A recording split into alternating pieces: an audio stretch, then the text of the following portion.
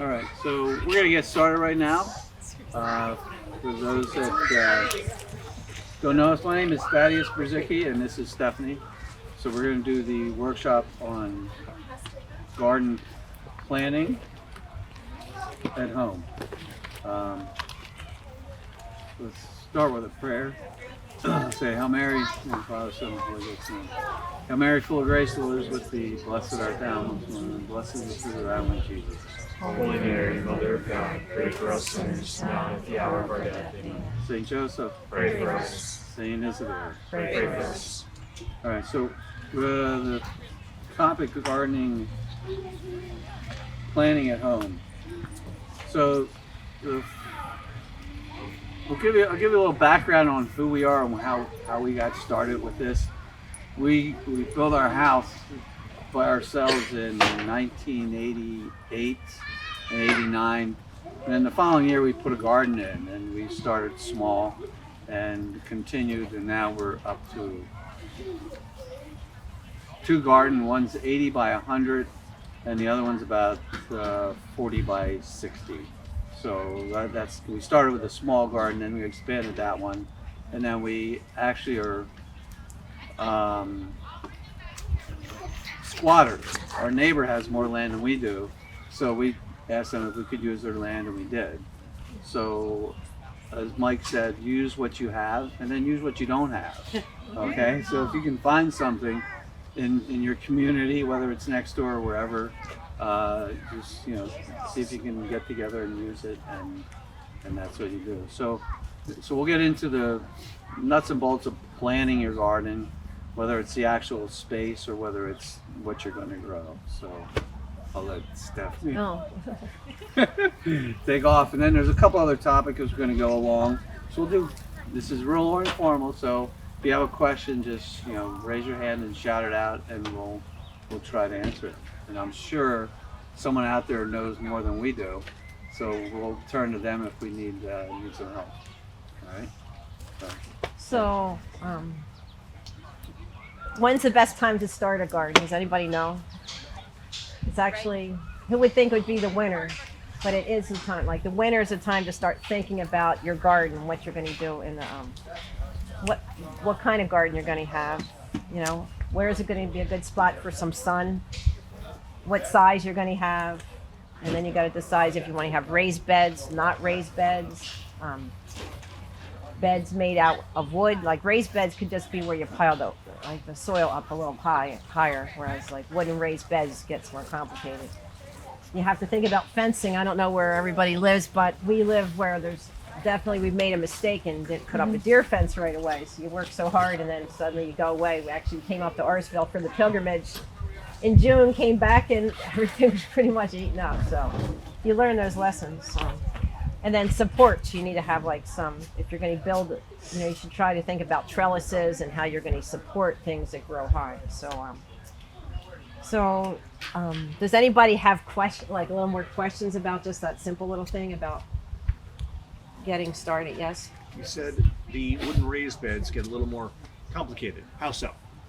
Well, as a woman, I can't do any kind of woodworking. So you have to have somebody that can do that for you. So not everybody has that access to that. So luckily Thad is, he built our house. So, but we did do raised beds, and we did them with wood at first, but then we realized we thought we'd like to, the wood started to rot, and we wanted to use a rototiller, to make them bigger, and you can't really use rototillers in those raised beds. So, but it does have advantages and disadvantages having raised beds versus not, and it depends. If you're on a smaller scale, perhaps. There's a thing called square foot gardening. Is anybody familiar with that? Because if not, you should look it up, because it really, on a small scale, if there's not many of you, you can raise a lot of vegetables in a small amount of space. And there's a book, you could just look it up, yes? The other thing to consider if you're in an urban area, I would suggest raised beds rather than trying to grow in the ground, because in older buildings, older structures, lead paint is an issue, and a lot of vegetables can bioaccumulate lead, so you can get or other heavy metals. So if you're in an area that has it's an old, you see a lot of the urban farms that have been springing up, that can be an issue. So raised beds make like you bring in your own soils. So Yeah, that's absolutely, that's a good yeah. thing to do. You know, like we live out in the country, we Yeah, don't have that doesn't- much of a concern, but you're absolutely right. So, does anybody else have any questions? Did you have one? I just have one. I know what you mean about the wood rotting, but one of the suggestions I saw was the type of wood that you use. Another suggestion was, I think it was linseed oil, but you have to make sure it's like safe to use with vegetables. They said coat it with the linseed, it helps it last a little longer. And the nice thing about wood beds is that you can configure them as you need it. You can add things onto it, like a little shelf to sit like on the side so you can lean into the bed to work. And you can place a plank across too and kneel on the plank and work that way, so you have a place to kneel and work. The other alternatives I've seen are plastic. There's like a recycled plastic ones, which I ended up getting years ago, like 12 years ago, before I knew that that's a blend. And I put them in, and they're kind of nice, and they're holding up. They haven't fallen apart, but they do go out. I've seen those metal ones everybody's using And now nowadays there's too. the metal ones, and Right. and those get pricey. But what I saw someone do with them was he said, oh, he goes, everybody wants to get the metal ones, they're expensive. He goes, just go get the fire ring, and they don't charge much for the metal fire ring. That but they're round. You're going to be fighting with the fact that it's round, but you can just dump that down, and it's not expensive. Right. So you can at least take care of that part inexpensively. Right. Yeah. Well, there's a lot of when we get towards the end, I'm going to do how to make some raised beds quickly, instant gardens that you don't have to put out a lot of money. So,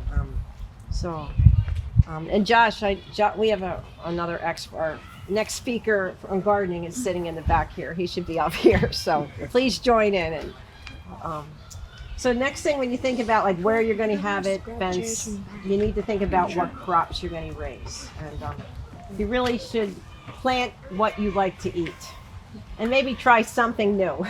But don't go overboard and try a lot of new things when you're going to be, when you're starting out. I think sometimes it's better to be a little bit on the smaller side, just to make sure you have it under control, and then you can slowly expand. So, and there's some special easy vegetables for people to grow: lettuce, greens, radishes, tomatoes, beans, cucumbers, potatoes, and zucchini. I mean, they're pretty easy to grow. So then there's crops like you have to think about. There's crops you plant early, and crops you plant later.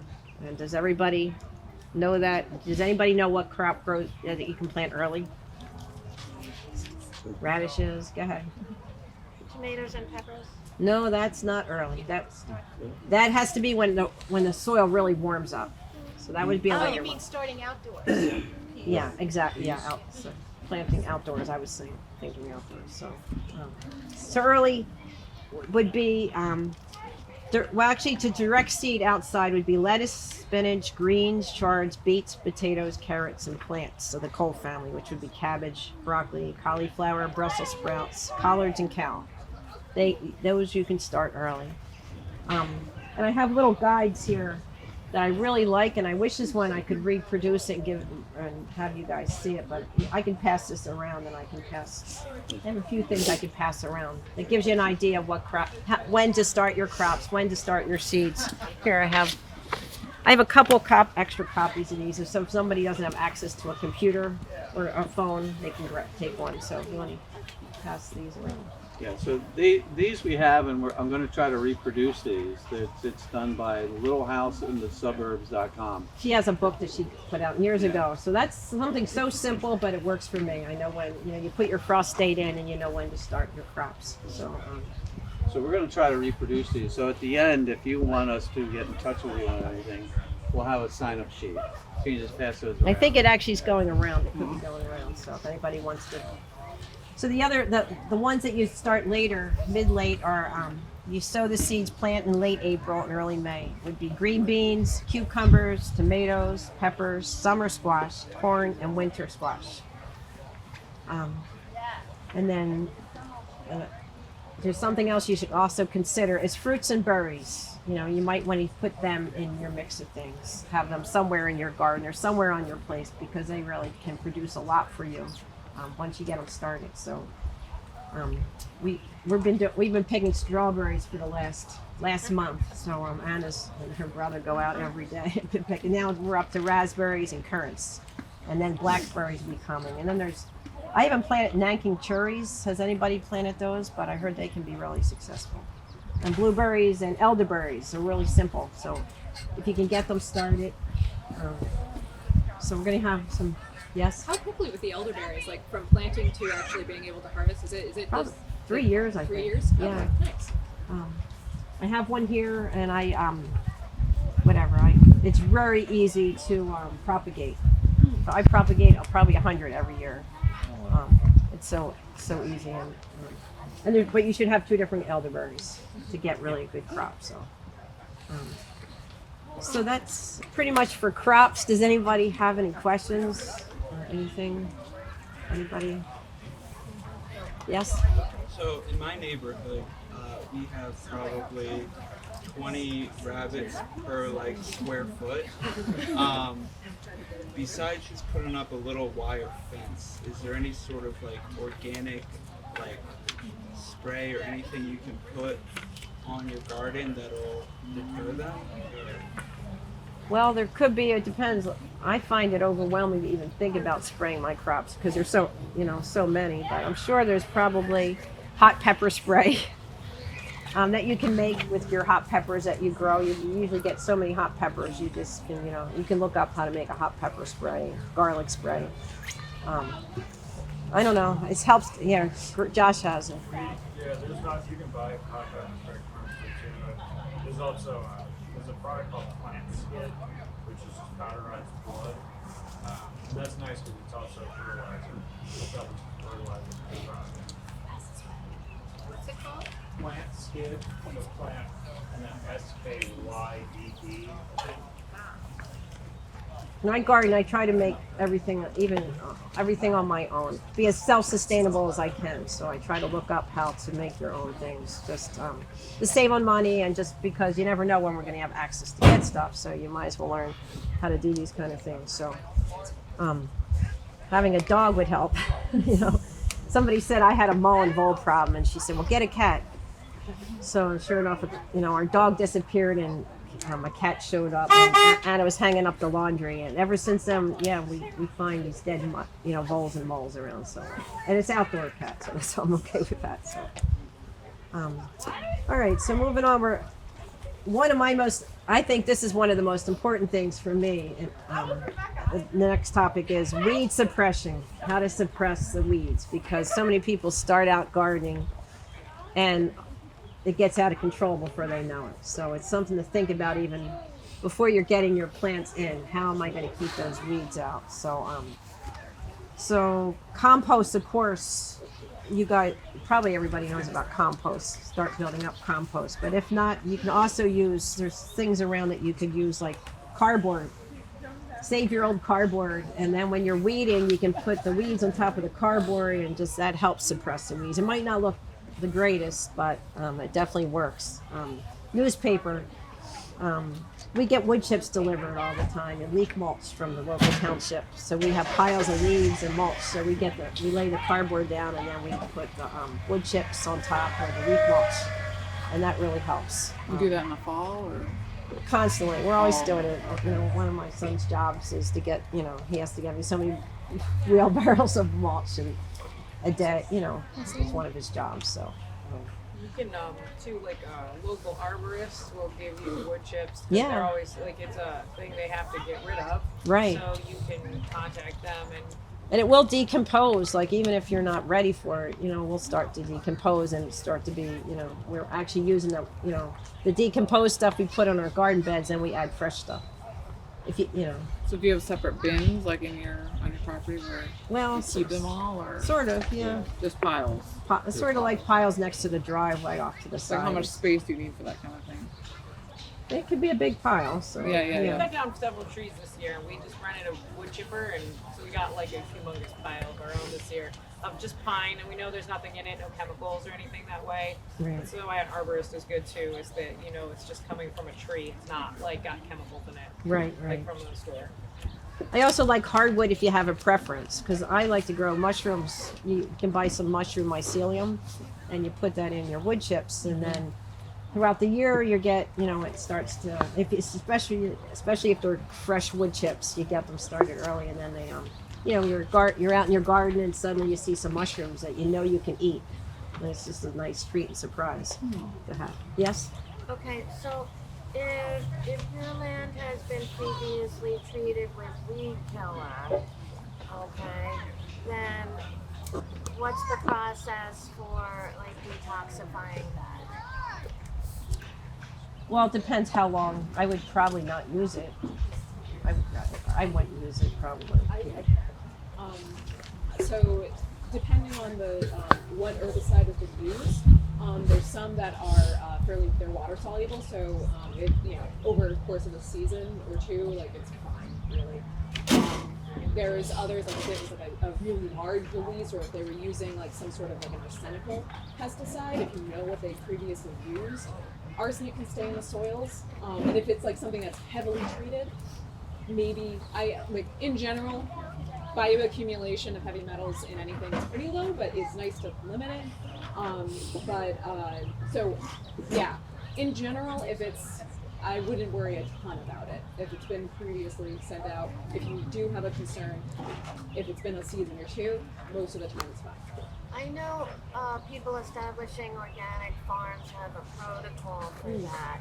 I'm not sure what it is, but I think they have to wait a certain number of years. Yeah, I'm not entirely sure. I'm speaking more from like a toxicity and exposure aspect. Yeah.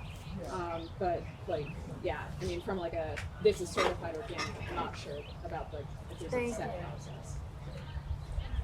So the other thing is start saving leaves now. Leaves are wonderful organic matter. So my friend, we have a lot of, we get leaves actually delivered. We're really lucky about that. Our township's willing to give us all the leaves, not all of them, but a couple loads a year. But even if you see your neighbors, you see those leaf bags out or you see leaves, pick them up and start saving them. You can put some holes in the bag, and by next year, like the water gets in there, you got like ready-made compost. And then of course straw you could use. A lot of people, straw is really wonderful weed suppression and also helps with the soil. So any other questions before we go on to our instant garden? So the next one is tarping. Tarping was almost a game changer for me because weeds were getting so out of control that my neighbor, I went over to his place and he used some lumber tarps for his garden, and he had such a big area and no weeds and beautiful tomatoes and everything. So we start using those like plastic tarps just before we, to get things under control, and then as we accumulate the cardboard, we're switching to the cardboard. But we still grow a lot of things under the tarps. Yes? I tried once, like 2 years ago, at the black cover. And when I pulled the tarp back in the spring, I found that it had been a nursery for snakes. So, yeah, I ran. Well, occasionally that happens. It's not a... I ran far, but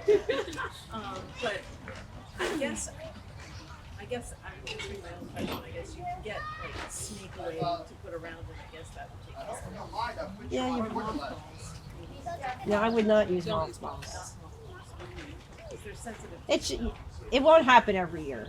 You might get an occasional one, but Okay, good. snakes are not that bad, even though they're creepy for me. What did you have, a snake? A couple snakes. Yeah, a mama snake had her babies under the tarp, and when I pulled it off in the spring, it was like, Yeah, so what kind of snake was it, do you know? they're not. I mean, I'm in New England. They were not poisonous. Probably garter snakes. Yeah, so garter snake, they often call them garden snakes.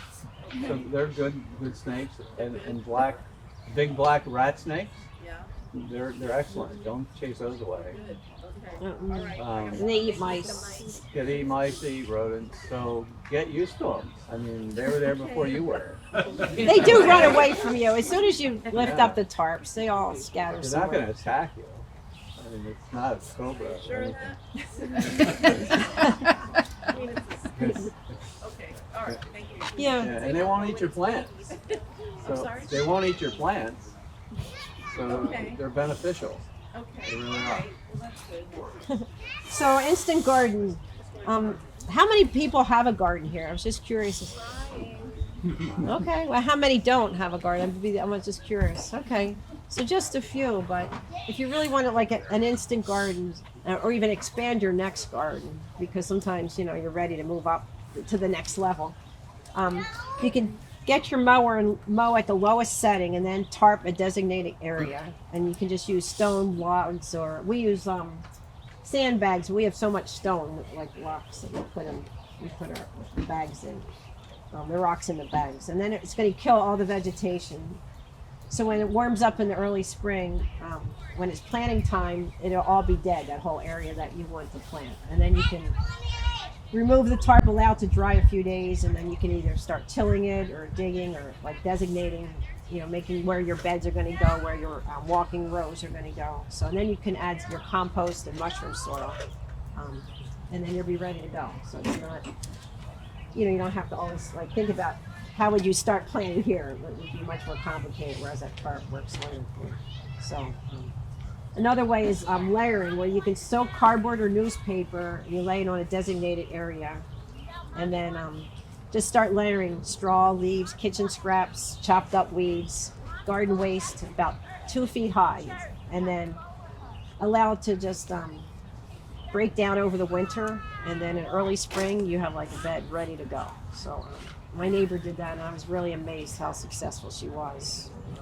I never saw it. I always heard about it. It's called lasagna gardening, but I never really got to see it in practice, and it really worked So well. there's no chemicals like in a newspaper or in the. Well, you don't get cardboard. shiny cardboard. Try to get the flat cardboard. Okay. So no, not The really. newspaper. I is fine. yeah. But it's harder and harder to find newspapers. And who wants to buy it? Who read a newspaper now? There's not many good newspapers out there. So, and the other one is dig and drop. If you want something really simple, this is sort of, I thought, interesting. Just mow at the lowest setting, and then dig planting holes where buy some tomato plants, pepper plants, and then just leave space between the tomatoes, and then just dig a hole, put your tomatoes in the ground with some compost, and then just immediately cover all their surrounding area with like grass clippings, newspaper, and then you have like just an instant garden. So you can put that anywhere, like just to get started. Some people are like, oh, you have to make it so complicated. It doesn't have to be that complicated.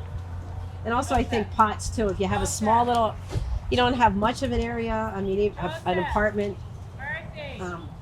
get some big pots, get some soil. It's amazing what you can grow in big pots and how many plants you can put in a big pot. So I'd suggest that too. To that end, there was, I don't know if he did this year, but there was a fellow here last year who brought a whole bunch of food grade 5-gallon buckets that he got from a bakery, and they're looking to get rid of those things all the time. Go introduce yourself to your local bakery, and do you have any food grade buckets that you're getting rid of? It's a start. No, you're right. I had a couple of tomato plants that way in my apartment. It was second floor, but they went on the porch, and tomatoes did very well.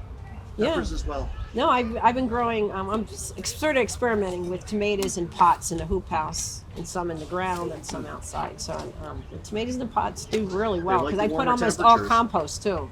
So yeah. If you do buckets, you have to drill holes in the bottom. Absolutely, Yes, for drainage. yeah, right. So and I did. Yeah. Okay. I was. All right. We'll move on. So containers. We just talked about pots.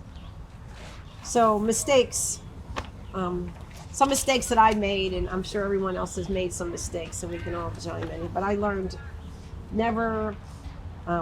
learn to thin your vegetables sometimes when you're doing carrots and beets. Don't think, oh, you want to have a lot of carrots. You really need to thin them to get nice carrots and nice beets. So that was like one of the mistakes I used to make. And my one friend said, always have a friend do your thinning for you because it's so hard sometimes to pull out these extra plants and just get rid of them. But and sometimes you can, when you're thinning them, if it's really rainy and the weather's cooperating, I transplant like the lettuce just right in the bed, if rain's coming, or you can just cover it with pots but carrots you can't. Beets you maybe can't.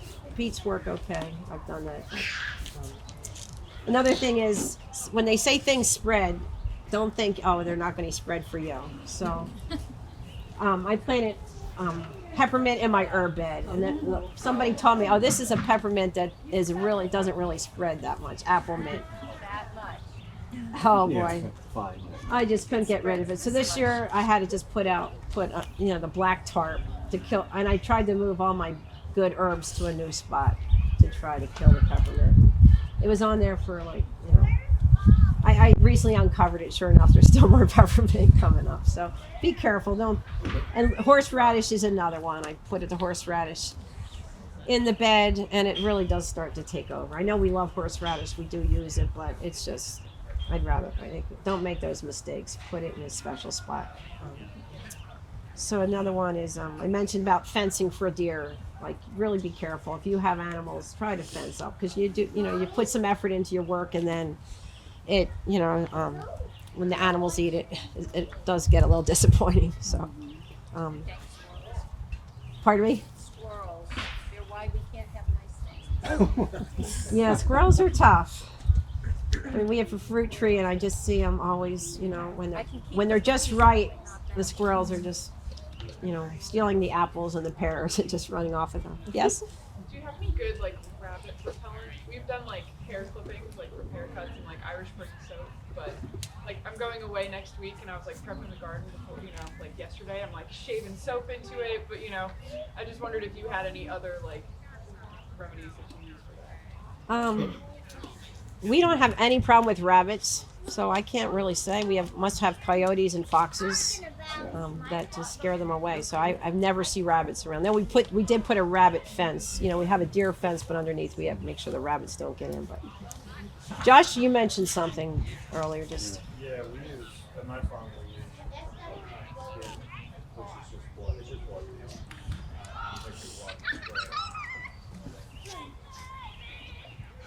and then I guess my other little mistake I made is I have a small garden, and I'm also I'm a beekeeper, and I decided, I'd like to see my bees in my garden, and I put beehive, and it wind up, and then another beehive, and then I have bees coming this way and this way. So I cannot go out in my garden mid-afternoon because bees are just flying. As much as we try, like, they get stuck in your hair, and it's not a lot of fun. So so I'm slowly moving the hives in the back when I can, just to get them away from the garden. It's getting a little easier. They're all just on one side of the garden, not the other. So yeah, I think you should open it up. There's a lot of different special techniques. Now, I don't know how much time we have. Josh was going to talk about some of them, but how much, and we have questions too. Okay. So, yeah, what does anybody have questions? We can start with some questions. Oh, this might be a stupid question, but about seeds.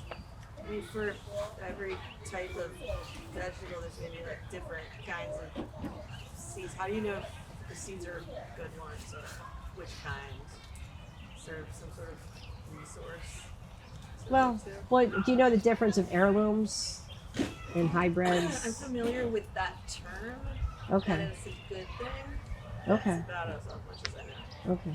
Well, heirlooms, you can save the seeds. And Josh, please join in. You probably know a little more than I do. So heirlooms. So it's always good to have some heirlooms. I really think, if you want to be self-sustainable, learn to save your seeds. Try saving, when the plants, leave at least one plant go to seed so you can try to. And how do you know that? Usually when everything sort of dies, it gets really dry and dies, then you collect the seed, right? So I always, try to get some heirlooms, but also I started to use some hybrid seeds and disease-resistant seeds because you want to have some really, like, there's so many diseases that hit things that if you have some of those and they're really productive, you want to feed your family too for the year. So if you have some of those, but if you do save those seeds, they're not guaranteed to come back to what you just sowed and ate. So. And then there's organic. I don't know the difference between organic or not. Josh, do you know? Like, is there much? Yeah, I mean, organic seed would be, it would be grown and saved on a farm that's certified. So they're not using any pesticides. The seeds themselves are genetically modified. They could be hybrid hybrids. That's different. Is there any other difference with seeds? I'm just thinking about. Well, it just in terms of quality, seed companies are required to send their seed to these labs that do germination tests on them. So any good company is going to have, it'll have the test date and the germination percentage right on the packet. So if that's not on the packet, I probably skip by that seed. And it'll tell you, these were tested on, January 2024, and it has 95% germination rate. So it should. That's kind of how you tell the quality. How about using old seeds? Like I know that Seeds? yeah, old seeds. Like I got a seed packet last year, reuse it, like using it the years. That's a good following. question. Yeah. It depends on what the crop is. So like onion family tends to have very short shelf life, but there's other things that you can keep for years and years, and they'll still be good. As long as you keep them dry Yeah. Yeah. and maybe in a cooler spot. So So how should it be stored? I just Yeah, dry and cool. So if you have a big canning jar or some container, and sometimes you get vitamins and things that have those moisture packages to keep the moisture out. I try to save them and put them with my seeds. So Yeah. So, and if you're unsure if that seed's going to be any good, you can always test them. You take 10 seeds, put them inside a wet napkin or paper towel, and keep it moist. And after so many days, if they're germinating, they'll actually start sprouting. So if you're not sure, test them. And if you get a good result, so if you get 9 out of 10 seeds, you're golden. If you get 5 out of 10, well, you're gonna have to plant twice as many as you should. but sometimes older seeds I will just plant more just to play it safe. So, and there is list out there. I know I have a list on what seeds, how long seeds last, and it's been helpful. And I learned onions, parsnips is another one doesn't keep long. So there's certain ones. So, but I always use try to use my old seeds. So, any other another question? Anybody? Yes. So I moved somewhere where there was a garden already. So our neighbor is Amish and he came and tilled it up for us. But ever since planting, things aren't like growing. Like we started it indoors, but since planting, they haven't really grown. I think it's because we have clay. Like it's all just clay. So even with tilling, and he spread some sheep manure, but they don't. It's not dying. They're just not growing like at all. So Well, it sounds like it needs a boost of fertilizer. okay. Have you used any So other more- fertilizer? I did. Try I to got get like some a more bag. organic. I just put it right on top of the plant, like or around the. You could do that. I mean, there's sprays too. If you have one of those spray tanks that you could just. There's plenty of fertilizer. Like, there's plenty of because he has his horses and his cows around, so we can get Yeah. manure. But Well, if it's not growing, I mean, if you're watering it too regularly, because it's really been dry where we live. yeah, on hot days we water it, and then obviously lately it's been raining. It's growing. Like I said, it's not dying. They're just not like getting any bigger. We made a whole trellis in hopes that things would climb up it, but they're not moving. What type of plant is it? A little bit of everything. We have a lot of different vegetables. Because last year I had a problem with my tomatoes. Now we do 50-foot rows, and we might have amended something not quite right. We maybe had too much rock dust. We didn't actually soil test it, but the tomatoes just didn't really get big. Although I heard a lot of people's tomatoes didn't do that well last year. So do you have any idea, Josh, about things not growing? No. I mean, it could be so many different reasons. I mean, there's a lot of different crops. It's hard to say. Yeah. So when did you plant it? Sorry? Maybe like a month or so ago, but we started it indoors, and then a month or so ago we put them right into the ground. Did you do any sort of transition period for the plants, or did you go straight from Outside? inside? No, they're outside for a little bit Okay. in the tray still. Yeah, so you hardened them off. Do you know about hardening off people? Does everybody know how?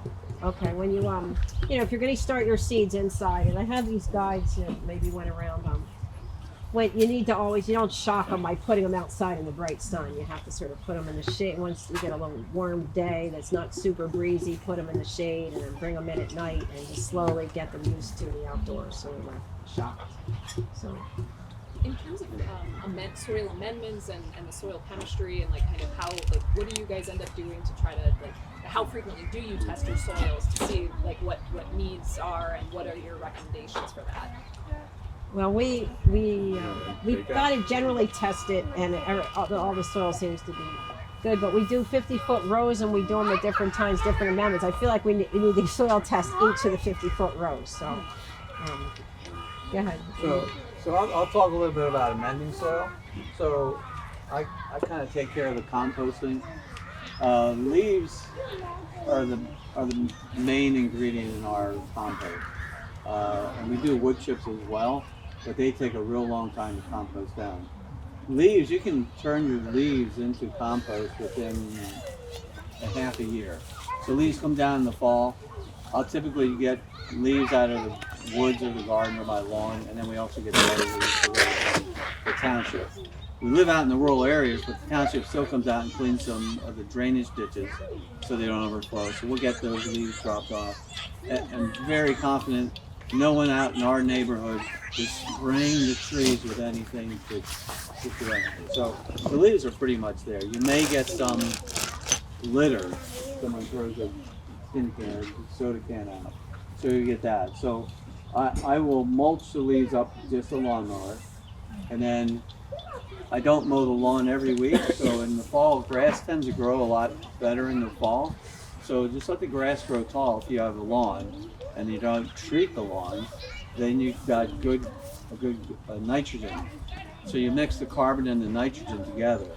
So you just layer it up there, and then get a good 50-50 mix if you can of nitrogen, whether it's and you can use chicken manure too. Chicken manure, fresh chicken manure, is a great source of nitrogen.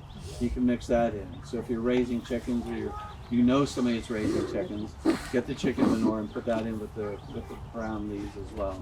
You're talking about in the fall, right? In the fall, yeah. And you can do it now if you have leaves left over. You can do it all year long, but in the fall is when I usually start. Yes. So did you just say that soil should be 50% nitrogen? No, your compost. The compost, Compost. 50% nitrogen and 50% carbon? Carbon, yeah, that's what you kind of shoot for. Okay. If it's not 50-50, it's still going to compost. Over time, everything will compost. So you can leave the leaves sit there by themselves, and the worms move in, and they eat and they'll make, and that's one of the best is if you get worm casting. Does anybody do any vermicomposting? Is that something? Worm farming? No, Yeah. you can buy some worms, and you can actually do it. Just to get started, or you get a friend to give you some red wiggler worms, and put them in a little Tupperware, like a little bin, and you can start to Keep them in your house in the winter. They'll sit in the house and you don't get any smell because the worms are constantly eating. If you put in too much food, then the food will rot before the worms get to it. Sir, you have a question? Yeah, so along my garage, there's like the perfect sunny spot to trellis stuff up.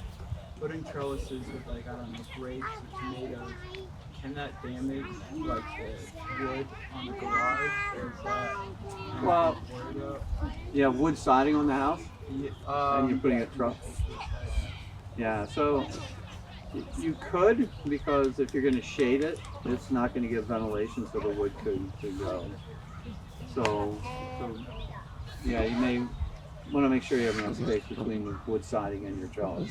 So maybe like attach it to the roof overhang and kind of use, I don't know, like. Yeah, you could drive fence posts into the ground and attach the trellis to that. That's what we use for trellising. So back to the composting. So then, once you mix that the green and the brown together, you let it set. You can come back in 2 days and it'll be very hot. So it doesn't have to get too hot. So you want to add water in as well. So when I do mine, I put brown, put green, then I water it. Brown, green, water it, and then let it go. Yes. Yeah. So brown is carbon or nitrogen? Brown is the carbon, and then the green is the nitrogen. So if you just layer that up and then and mix it up and let it go. And eventually it's going to get really hot inside and it's going to dry out. So you'll have to turn it. So if you have a pile this big, you're going to kill yourself trying to turn it. So do smaller piles, unless you have a machine that you can dig in there and turn it with. You want to keep your piles small and manageable. So How then- often do you turn? How often? Depend on the weather. Yeah, it depends on the weather. You know, the warmer the weather, the hotter it's going to get, the hotter your compost is going to get. So you just go and check it. So if you turn it over and it's really dry, well, turn it and water it, and then it'll get started again. And then by the time winter moves in, and as you're turning it, you'll see the worms moving in. Because the worms will come in and they just love this stuff. And then they'll just take over. So in the winter, then I don't turn it in the winter.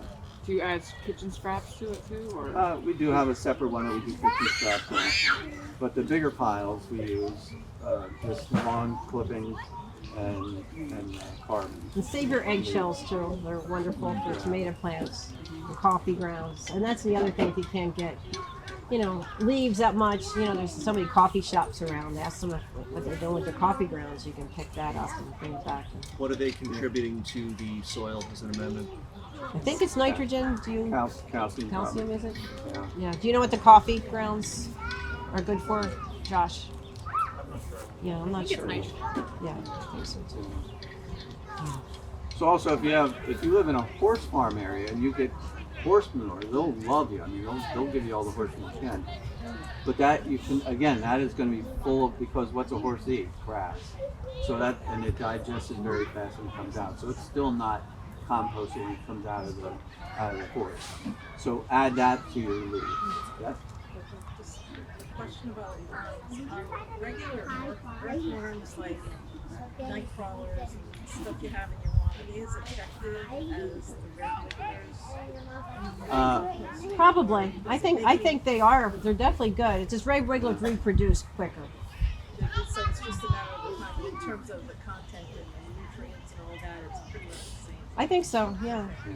So if I go fishing and have leftover worms, I can just dump Yeah. them. Still do And something. if you have a good compost pile, they'll find them, and then the worms get in there and they'll reproduce. So then all of a sudden you can have more worms than you care. So you won't have to buy worms to go fishing again. So you just go to your compost pile and dig those out. And That's they're what our not boys used to night do. crawlers, but they're earthworms. Yeah. We made a compost box, but should it be covered? I wouldn't cover it because you want rain to get to it. Okay, so it's okay. Yeah, so I would leave it. soap. With them. What's your process for chicken? When it comes to I guess cleaning out of poop and stuff? Because we have pine shavings and stuff. So is that fine to put on there? And how long should it sit before? I would not put chicken manure on a garden. I mean, For- in a compost. I would make it a year. Yeah, so if you have it, and because of that fact, you're probably going to have multiple compost piles. So one will break down, and you just leave it set and let the worms finish it off. And when you dig in there, you'll just see all the worm casing. It's great. So, yes. We had a compost pile before. We had a huge problem with rats. Is that something that is common? And what do you do about that? So if you have a lot of scraps, like kitchen scraps, Well, we had more chicken, waste. We had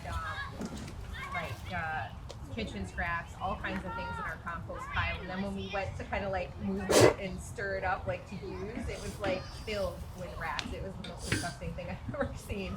And I am petrified to have another one. You didn't put meat in it, right? No. Right. Yeah. Okay. No, so I'm so scared to have another compost pile. That was my last one I ever did because it was Well, gross. yeah. we had a rat problem in our chicken coop. And, it seems like all of a sudden there's rats. It seems to be a big issue everywhere. So we just put out some traps. We put a bucket with a little bit of a roller in it, so the rats would just drown in this bucket. And we did finally get them. Eventually, we did have to put poison. We called him the grandfather rat. We even had a little camera out there, and we could see he would not drown. Yeah. like the rest of them. And so we finally, I said, we just have to use, even though we have the cats that run wild that could maybe eat the rat, we took the chance. And then Cats don't usually do rats. No. You gotta have like a dog. Yeah. oh, really? Okay. Why do you, yeah. Cats are- No cats died and we didn't see a rat again. So I was like, oh, good. So we haven't had any problems since We then. definitely have traps, and our dog does get rats too. And we raise our chicken coops up off the ground, so we don't have rats. So they, yeah. But I'm still scared to have a compost pile. No, I think There's you're no way fine. to avoid it besides what we're already doing. Well, hopefully you have so the rats are under control now. You don't think you? I'm hoping. I mean, Well, we'll see I them, think you're but, fine. I would start one I again. don't want to breed. How big is your another- compost pile? It was probably like, I'd say 5 foot by like 5 foot. It was big. Okay, so that's not No. huge. Right. So you could fence that in with some kind of like, well, they actually call it rat wire, Okay. a half by half. You could fence it in with that, and you may need to put it in the ground. Okay. So, but then you'll have to reach in to turn it. So it Is may that be a like little. hardware cloth? It's called hardware cloth. Yeah, yeah, okay. Hardware cloth. Yeah. They call hardware cloth rat wire. Yeah. I guess for that reason. Okay. So you could use that. That would keep them out of the pile. But you really need to add all that compost to your soil to make your plants grow good. And then the other thing is, in your compost pile, it's going to be acidic, so you'll want to add some kind of alkaline to it. So we heat with wood, so all our wood ash goes onto the compost pile, and that's what will help neutralize the compost. Any other question? Yes. What about those, our town was selling those soil saver bins? I don't know if you've seen them, they're black bins and they have a locking lid on it to try to keep animals out. Yeah, that would. But does that affect how the compost works then? No, I don't think so. It may not. You may have to water. Oh, yeah. So if it's an enclosed box, Yeah, because usually Yeah. like everything in there, I add water. you want to add some moisture to it somehow. Because when I keep put it- out the kitchen scraps, if I'm thinking of it, I'll put, sometimes even I'll have a bucket by my sink, and I put the scraps in there, and then I add water to the bucket, and dump Yeah. the scraps and the water, or I'll put it through a blender and mush it all up, so Yeah, it's that- already broken down and Yeah, that'll expedite it. Yeah. Yeah. So the finer you can, the same with your leaves.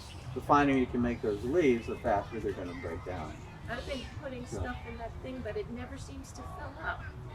Well, it, Just take a Fill up while. and then it'll come back. it has a lot. Yeah, I mean the leaf pile is this big. When you're done, it'll be probably that big. It keeps moving down. And Yeah. what I'm wondering though is I'm seeing a lot of these. I don't know what kind of bugs they are. They're like little oval bugs with little lines on them. I don't know what they're called. They're little. I don't know what What they. did you think Black they or were? gray? Like a roly-poly or Cool. Yeah, they're like little oval. Yeah, that's probably the roly. Right. A pill bug. Yeah. They're not You harmful, are can't they? tell which end is which. You can't tell if it's coming or going except for Yeah. the way it's moving. That's a pill No, they're bug. fine. I mean, I think it's. They're Don't worry. everywhere. They're all over the Yeah. place. Yeah, I don't think it's. They're even I don't in think the they're a problem. I garden, don't think they too. do any kind of damage. Yeah. So if you And- do add manure to your compost, the horse manure and chicken manure is very high in nitrogen. So that's what you want to add to your compost pile. If you do have cow manure, you could use that almost in the same year. It should be good to go if you have that. If you have rabbit manure you can use instantaneously. As soon as it comes out, you can throw rabbit manure in the garden. No, I So noticed. those I've been. Does anybody have rabbits here? You okay? Well, are you raising rabbits? I know you have a rabbit problem. Yeah, but- so No, yeah, I mean raising at rabbits. at my friend's house, I've gone like 50-50 in it with him. They have 2 pens. One where they're capturing the local rabbits, keeping them for a little bit, and then just, slaughtering them. I don't know if that's legal or not. And then they also just have normal meat rabbits. The one question I had, and I assume the answer is yes, but I live in a suburb neighborhood. With using manure, like, does the smell go away quickly, or am I going to be getting, like, knocks on the door? Well, Well, for it rabbit depends what- manure? just any like rabbit or chicken manure that would be No. too Chicken used. manure will have an odor to it. If you have a lot of chickens and it rains for Yeah, chicken manure may days, not. some days it does. And you just add some wood chips and leaves. All right, so And it's it pretty knocks manageable. out the smell. Yeah. Here in the suburbs, landscapers do top dressing, and that's just a hell of a lot of crap that just smells for a while. Yeah. So that's Yeah. It will break down. Now, rabbit manure, I was just going to say, is I've been using it because we have quite a bit of it, access to it, and I notice I'm having like this. I think I'm making a mistake adding too much because I'm getting a lot of when I'm trying to grow beets and carrots. It's all leaves and not much beets, so I'm going to be a little bit more careful. So That's the trouble I have with carrots. You get like this great big bush and then you get this little. Yeah, well, yeah, which I never had other places where I didn't use it. You know, I have beautiful carrots. So yeah. Yeah, so after that's Any- all done, you could take a soil test. You could do a soil test before and after you amend your soil. And those you can get at, I don't know, we're in Pennsylvania, so Penn State does our soil test. And you can buy the test. It's at like an Agway. I don't know if they have Agways anymore. And you just, when you do it, it has instructions in it. It's You'll best to take- do it in the yeah. fall, by the way, I heard. You know, so then you have time to amend, add your lime or whatever you need in your soil. So Yeah, you know, so if I'm you get definitely your- going to do that this fall. So Yeah, so when you get your results in, you can amend your soils in the fall because the season goes all year. Gardening's pretty much a year-round thing except for the dead of the winter. But that's when all your nutrients are going back into your soil. So amending soils in the fall is really the best way to do it. So also keep your soil covered if you can, especially like, you know, you're mending it, try to keep it covered, you know. We use the black tarps, but I also have extra, you know, I will add leaves on top or something. So it's almost like a ready-made bed in the spring. I just pull everything away. I'm also trying cover crops too, just to be ready to go. What can you use for a cover crop? Oh, there's so many things. Besides clover, because we're cutting it down. I get this corner and the rest is all lawn. Well, there's rye you can use. It depends what time of year you're using it. I mean, buckwheat. There's there's quite a few. Just look it up. And Josh, do you have a Wheat. preference for one that you like more than others, or does it depend? I'd say the easiest. Well, I guess with cover cropping, you always want to have a grass and like a bean family. So the beans fix nitrogen out of the air, and the grass provides just fall organic. So if you, it depends what you want to do with it. People typically cover crop in the end or beginning of the season because you don't want to fill up your garden with something you can't eat. So if you know you're going to plant early in the next season, you want to do a crop that'll winter kill. So oats and peas would be a good combination for grass and legumes. If it's going to be something that's going to be planted later, like tomatoes, and you can have that cover crop grow through the spring, rye will survive through the winter. And there's different hairy vetch is a pea family thing that you can put in that'll survive the winter as well. Clover would also, but I mean, Well, I don't care. I want to make the whole yard clover so I could do rabbit tractors. there you go. I can't even sell that idea. I was trying to sell goats as a way to mow the lawn, but that didn't go well. That just. We planted wheat as a cover crop because I just had it on hand. I thought, oh, and he found that, you know, when we wanted to do the corn bed, we planted the corn, and he found it to be pretty Yeah. hard to. Yeah, turning it, because it was already tall, so the stalks were heavy, so it was hard to break it down and to turn it in. With a ryegrass or something, you can almost just mow it and turn it right in, and it'll give you, again, grass has a lot of nitrogen, so you're just putting that nitrogen right into the soil. So we have half the bed is ready to be harvested. It's when we get home this week. We've never harvested wheat before, but we're getting harvest, and there's somebody selling grain here, and she's, you know, If we anybody do has have. any tips on how to harvest wheat, I'd love to hear it because I have no idea how to do it, but I mean, we'll find out. But, you know, it'd be fun to make bread with our own wheat. So, yes.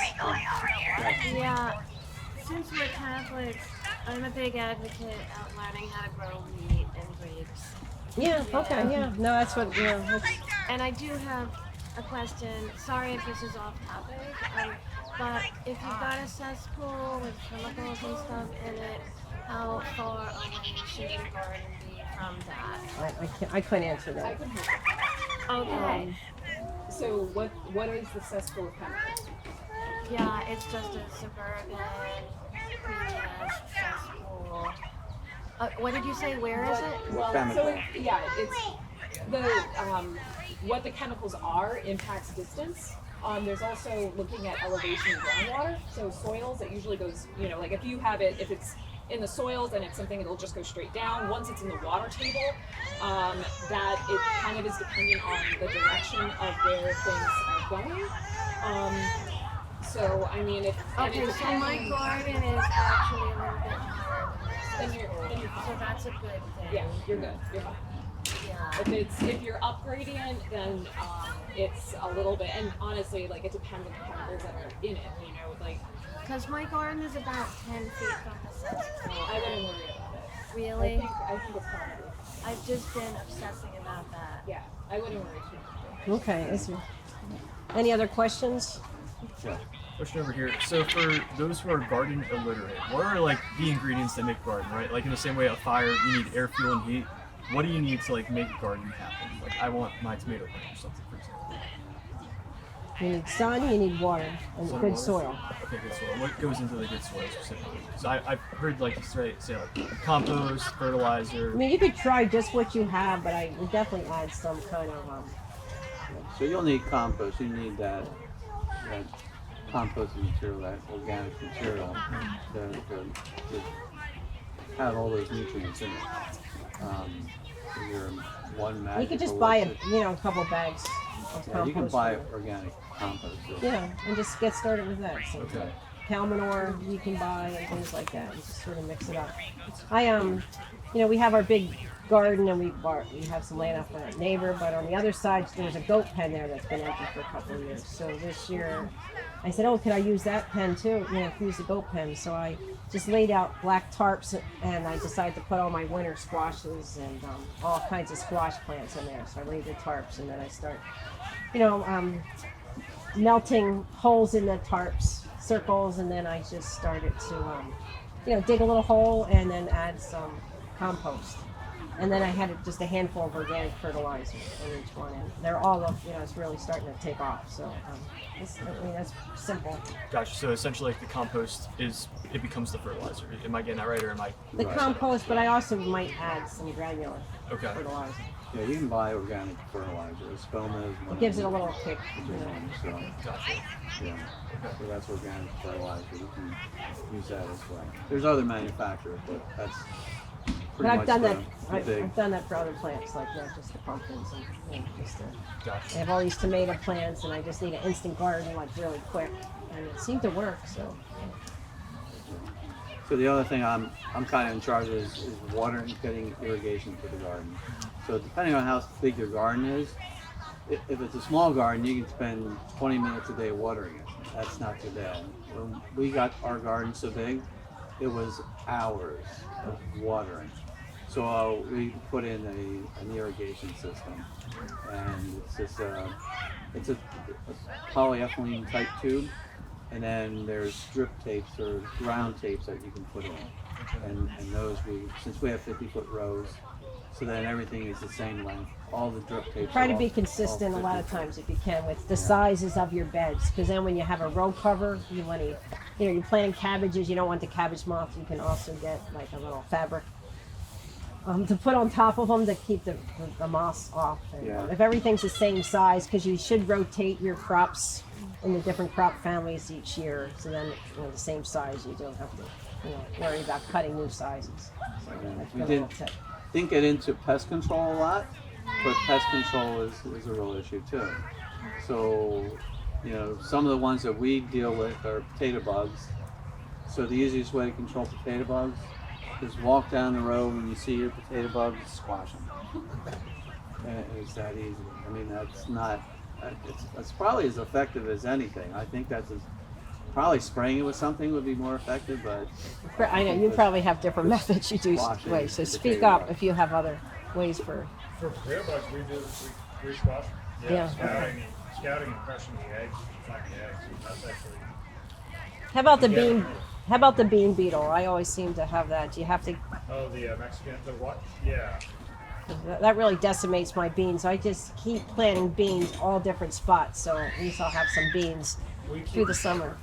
Because beans are actually self-pollinated, so you don't need pollinators to get in there. Okay. So you can keep them under like a row cover. Okay. And exclude the main beetle. Okay, maybe I'll try that for my next crop, which would be soon. Yes. With the potato scale insects that get in and chew up the leaves, I'd gotten some diatomaceous earth, sprinkled it Okay. when it's not windy, Right. and not when we're expecting rain, Right. and had a pretty decent amount of success with that.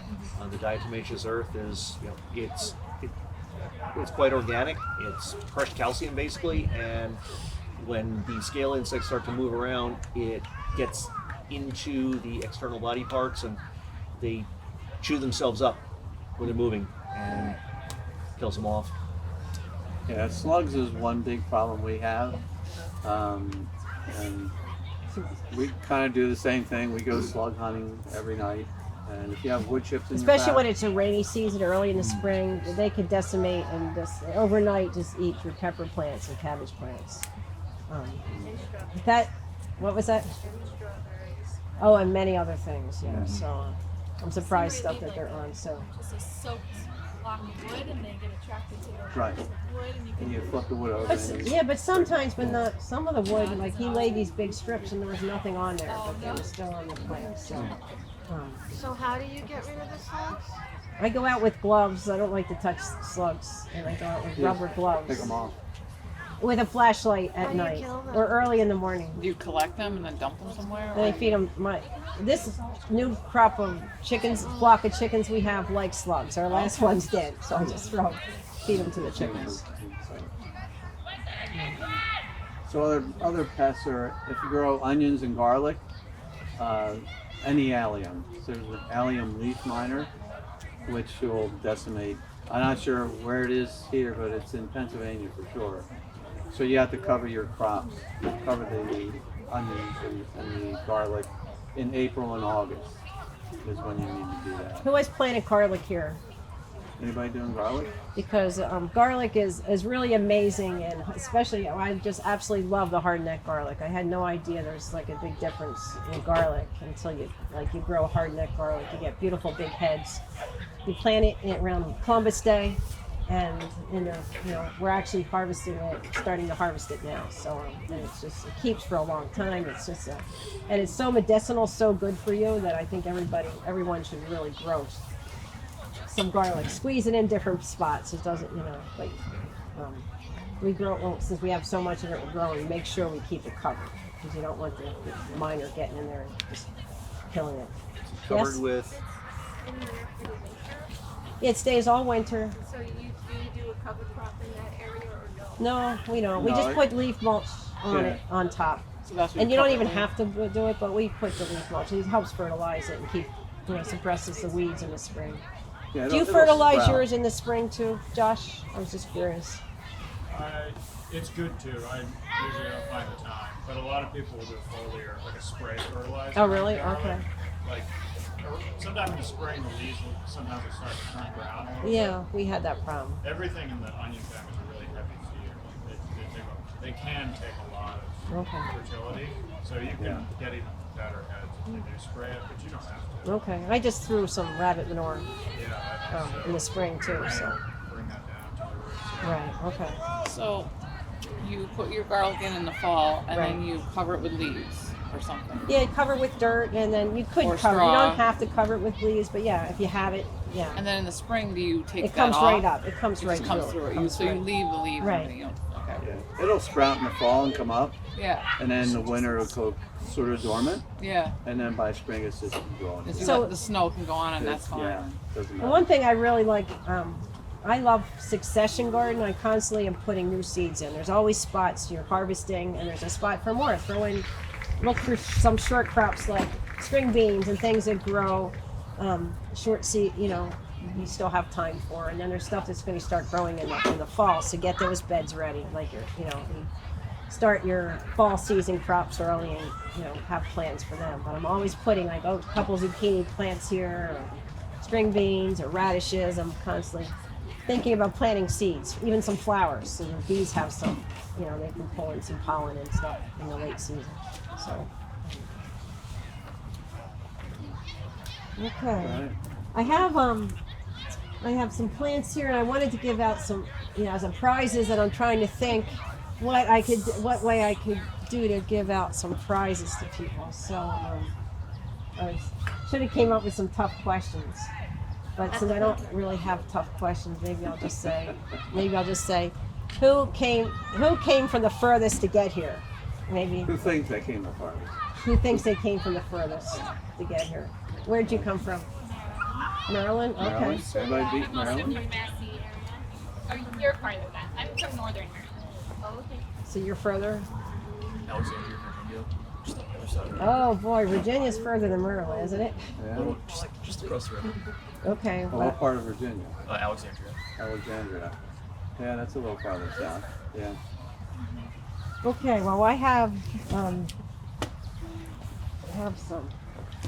Whatever. I have a raspberry plant here that I brought and an elderberry plant, and I also have some honey. So if you're not ready to plant them, I wanted to give out some of my honey. So what would you like? I'll try out the plant, yeah. Actually, I do have, I just got a garden bed. Okay, cool. So you have Okay. the raspberries? Yeah, I'll try the raspberries. All right, there you go. Yeah. See?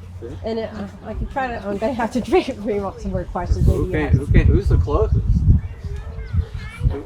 Where? We're from Fultonville, so. Fultonville? That sounds pretty close. Is she closer? She's way closer. Okay. All right, so. Would you like an elderberry or an elderberry tincture or honey or an elderberry plant? Yeah, elderberry plant. Okay. Thank you. All right, so who has the largest garden? Who thinks they have a big garden? Come on, somebody's got to. Oh, no? Very modest people. Josh, you're out. You don't get That's not mine. How big is large? Like, or multiple gardens? Yeah, so Square foot, maybe? so who has more than 100 square feet? That's 10 by 10. Who has bigger than 200?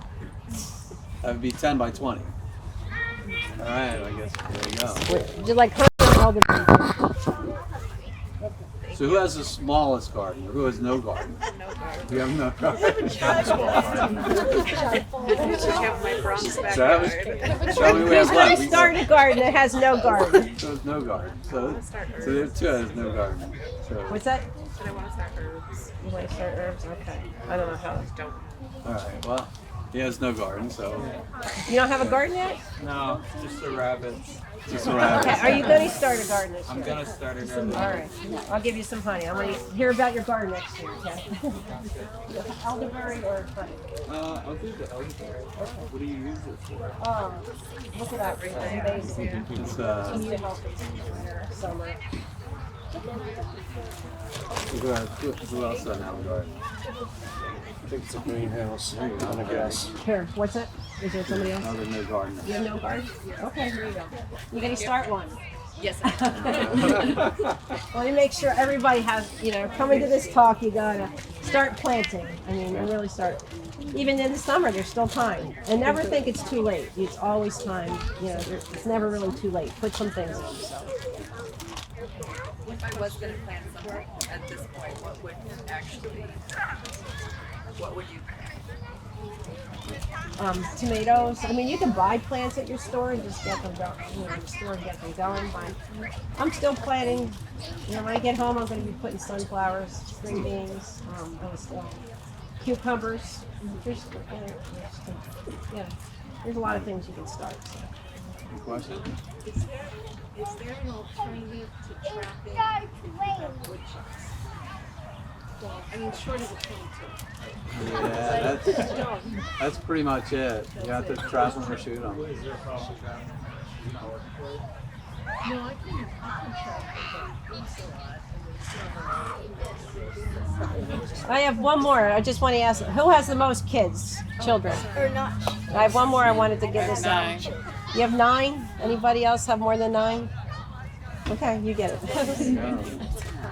All right, so that's it. All right. Thank you, everybody. Thank you. If anybody wants to look at anything up here,